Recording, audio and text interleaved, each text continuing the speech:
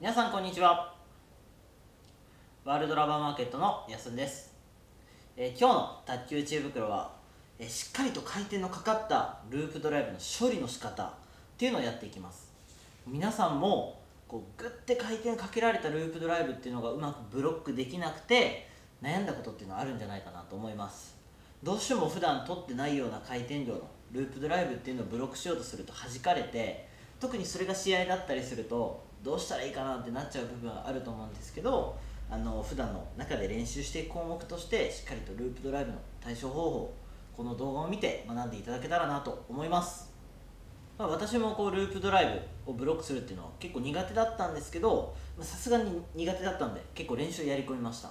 そしたらもちろんループドライブを返球できるようになったっていうのは、一つの大きな、自分の中の、ポイントだったんですけど、もう一つはですね、ボールの打球点を予測できるようになりました。というのもループドライブがバウンドして時間が経って高い打点でブロックしてしまうと回転かかっているのでどうしても高く返球してしまいます。なのでループを低く返球するっていうのはもちろん打点を低くするっていうことが、最低条件になるんですけど、そういったことを覚えたおかげで、ブロックするときにバウンド位置っていうのが予測できるようになったので、その後カウンターとかを練習するときにもどこにバウンドするかっていうことを読めるので、そういったところも上達したっていうメリットはありました。では実際にループドライブをブロックするときの手順を説明していきます。1つ目の手順は、しっかりと押さえるためにヘッドを立ててください。ラケットヘッドを立ててください。これはですね、もしかするとと思われる方もいるかもしれません。でもブロックをするときにラケットを寝かして上からグッと押さえようとするとすごく肩が張って肘も前に出てとても窮屈な形になります。なのでうまくブロックしようと思ってもこうやって押さえる形になってしまう。これだととてもブロックしづらいです。しっかり回転がかかっていたらこれをしてしまうと逆にうまく角度を作れなくて弾かれてしまう可能性が高いです。ですので、ここでしっかりとブロックするためにはヘッドを立てれば結構ゆったりとした形で面を押さえる面を作ることができます。なので普段こうやってブロックする方でもしっかりとかかったボールをブロックするときにはちょっと縦気味にすることで、簡単に抑えれる、肩に力も入らずに肘が出っ張ることもなく抑えることができるので、ヘッドを立ててみてください。まずそこからやってみてください。で2つ目のポイントは、普段こうやって握ってると思うんですけど、そういったボールをブロックするときだけ親指を縦気味にして握ってみてください。親指を立てることによってこちらバックからの力ですね、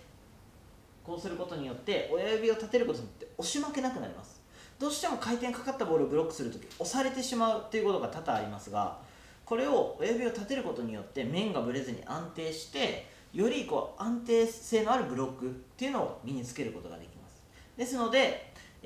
面を少し縦気味にして、どれくらい抑えればいいかっていうのは回転量によって調節する必要はあるんですけど、抑えやすくするために面を立てて親指を立てるっていうことを実践してみてください。もちろんその中でできるだけ速い打点でブロックするっていうのは最低条件になりますので、そこも意識してみてください。ではこの2つのポイントをですね意識しながら回転のかかったループドライブをブロックするという練習をやっていきたいと思います。